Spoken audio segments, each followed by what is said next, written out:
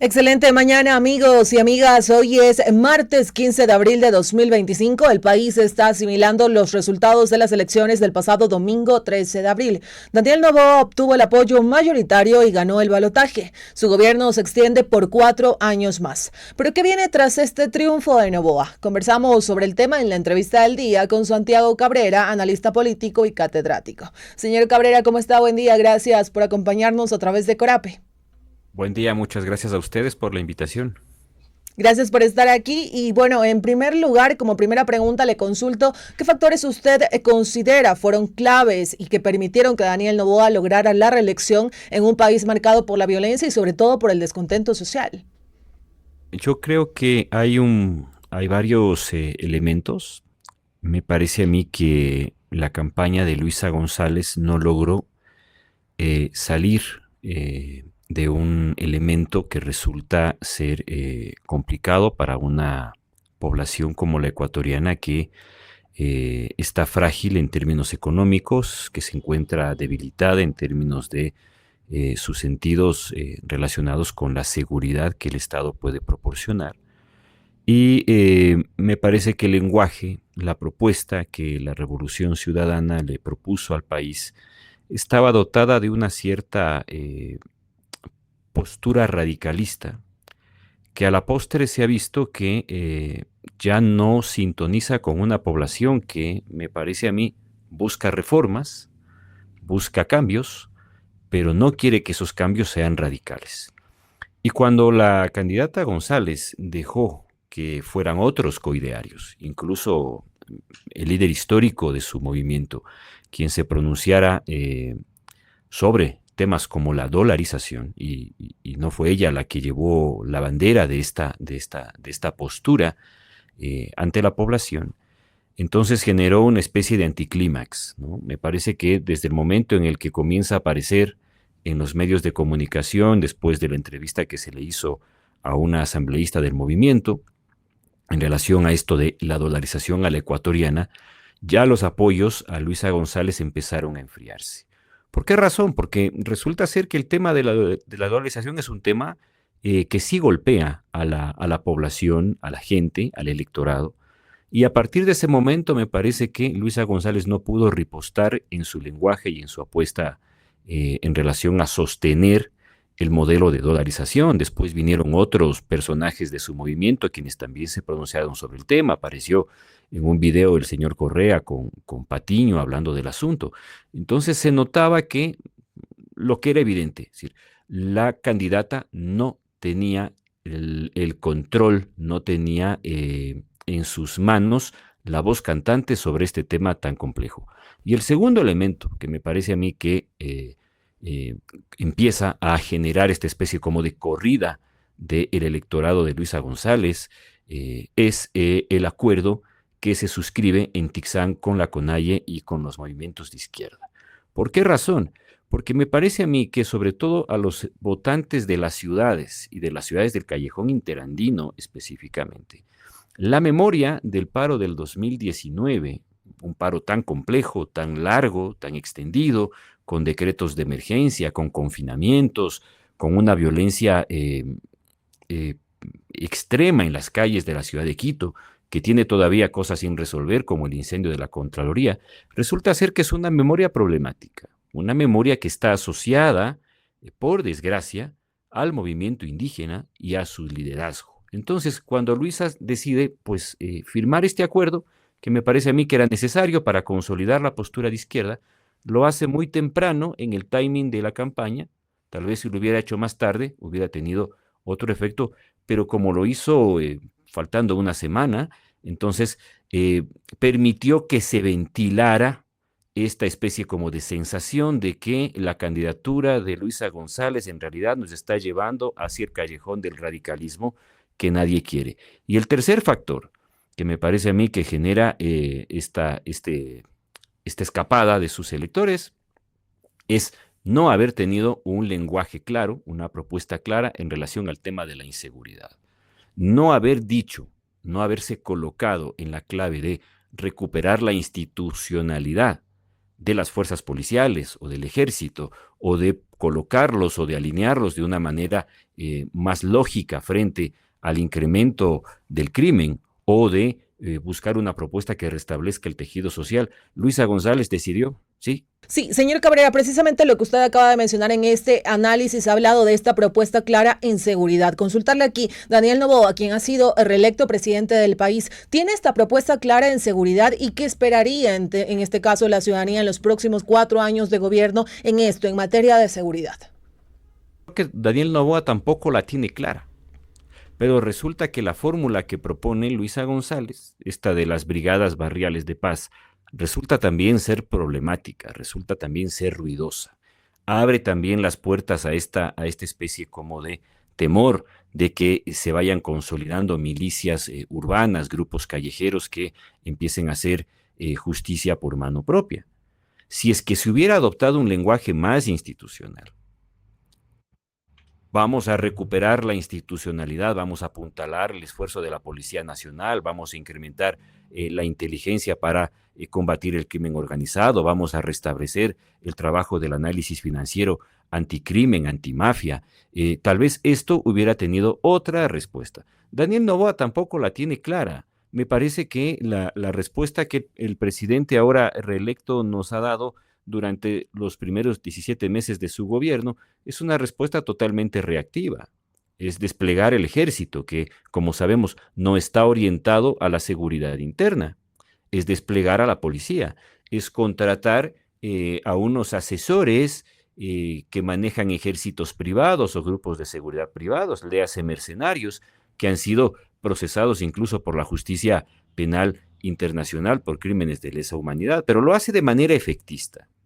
Y en el contexto... ¿Considera, y usted considera quizás que con este apoyo mayoritario que tuvo Daniel Noboa para llegar a la presidencia nuevamente podrían darse señales de un cambio de estrategia frente al crimen organizado? Esto también porque uno en esa revisión que hace a través de redes sociales y diferentes espacios, pues lee a la población que tiene un poco de esperanza tal vez de cambios en su gobierno, que señalan que en este caso pues ya no es una prueba lo que le está teniendo, que es un periodo completo y que debería de haber cambios.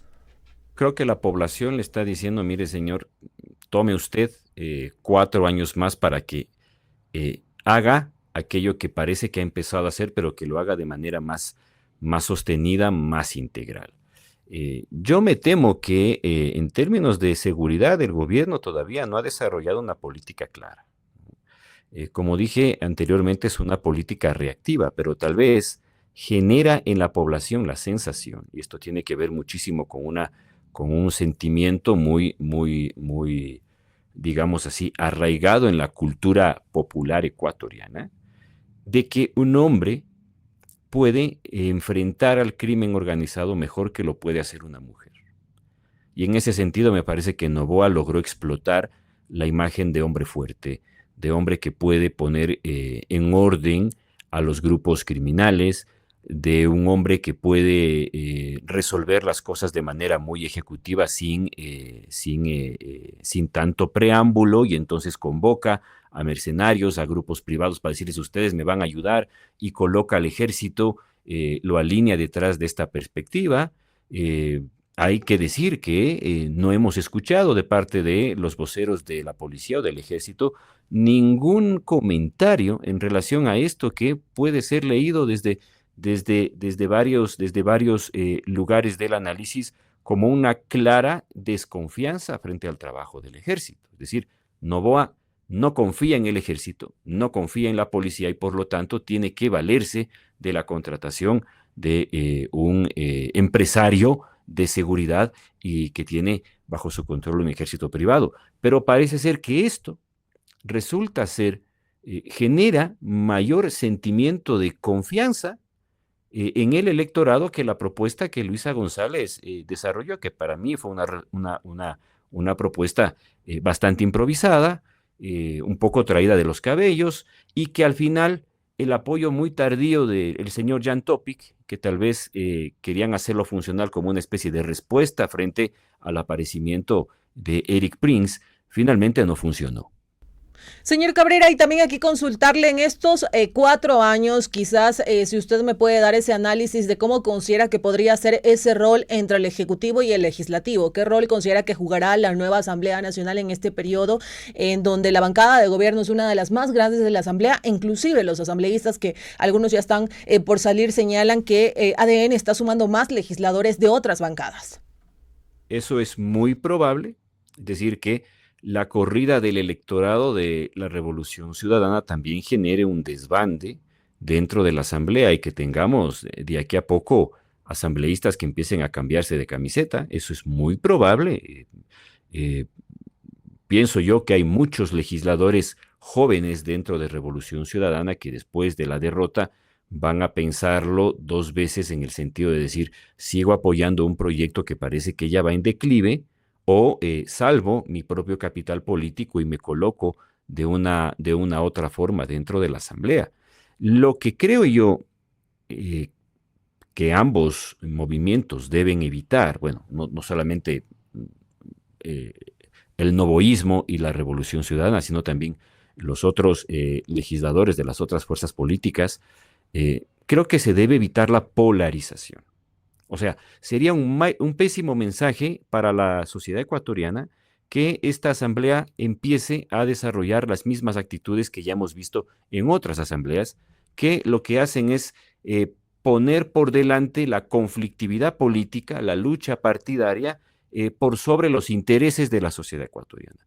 Yo creo que la posición, ese es mi comentario, la posición que debiera tener, que podría tener la Revolución Ciudadana, es apoyar las iniciativas del Ejecutivo, darles la viabilidad suficiente para que el electorado primero vaya abandonando esa visión que pudo haberse generado en los últimos días de la campaña electoral, del balotaje, de que estamos ante un movimiento radicalista, opuesto siempre a posturas, a propuestas que no vengan desde su tienda política y que más bien muestren que están en un afán de colaboración, porque eso permitiría un poco desinflar ese imaginario radicalista y darle la razón a un electorado, decirles, bueno, ustedes votaron por Daniel Noboa, nosotros estamos dándole viabilidad a ese proyecto político para que ustedes vean que finalmente lo que el electorado quiso es lo que se está haciendo. Pero el error estaría en inflamar todavía más la polarización política. Me parece que las elecciones, el balotaje, y con esto cierro esta parte, han demostrado que la población ecuatoriana no quiere radicalismo, que lo que quiere es que hayan reformas sin entrar en el andarivel de la radicalización. Entre Luisa González y Daniel Noboa parece ser que optaron por Daniel Noboa porque en los últimos días de su campaña electoral, Luisa González fue mostrando el filón de un radicalismo que parece ser que ya en el Ecuador no está de moda. Señor Cabrera, ya para ir entrando a los minutos finales de esta entrevista y de manera breve, ¿cuáles son esos elementos urgentes que el presidente Daniel Noboa pues debe reflexionar y cambiarlos ya en estos 4 años que la población le ha dado su confianza para que continúe en la presidencia del país? Ya en la parte final. Bueno, yo creo que hay que empezar a reflexionar en la deuda social que se ha vuelto elevadísima y muy pesada para la población ecuatoriana. Yo creo que hay que mirar con atención la recuperación del sistema de salud pública, que es un sistema que está destruyéndose paulatinamente. Creo que hay que atender el tema urgente de pagar la deuda con las clínicas dializadoras y garantizar la provisión de medicinas para las personas que tienen enfermedades catastróficas y no comunes. Creo que hay que atender el problema clave de la posición que tiene el gobierno frente al extractivismo, frente a la minería, frente a la explotación petrolera y la presión que vienen sintiendo las comunidades y los pueblos originarios en zonas sensibles en términos ambientales y que están siendo presionadas por los intereses transnacionales. Me parece a mí que ahí hay un set de cosas que van a tener que estar en la agenda del gobierno desde una perspectiva más social y menos posicionada o menos orientada a satisfacer los intereses transnacionales. Creo que resolver estas cositas le pueden ayudar al gobierno a enviar un mensaje de cambio frente a estos 17 meses en los que Noboa de alguna forma ha tratado de navegar desde una clave muy autoritaria, desde una clave muy, digamos así, avasalladora del sistema político ecuatoriano y también del sistema de derecho, porque pues ha vulnerado una serie de leyes. Bueno, pues ahora que el electorado le da 4 años más, la aspiración sería que flexibilice su posición autoritaria, que busque puentes de diálogo con el poder legislativo, con los asambleístas que no pertenecen a su partido, y que trate de pagar la deuda social que se ha incrementado en el Ecuador y que también responda a las preguntas que se generan desde la presión frente al extractivismo. Perfecto, señor Cabrera, muchísimas gracias por su análisis. Esperamos seguirlo teniendo en otros espacios de Corape para continuar hablando acerca de estos temas importantes que marcan la coyuntura en el país. Gracias y que tengan un excelente resto del día. Gracias a ustedes, muy amables. Que pase bien, amigos y amigas, sigan en sintonía de la red informativa que hacemos Corape a nivel nacional.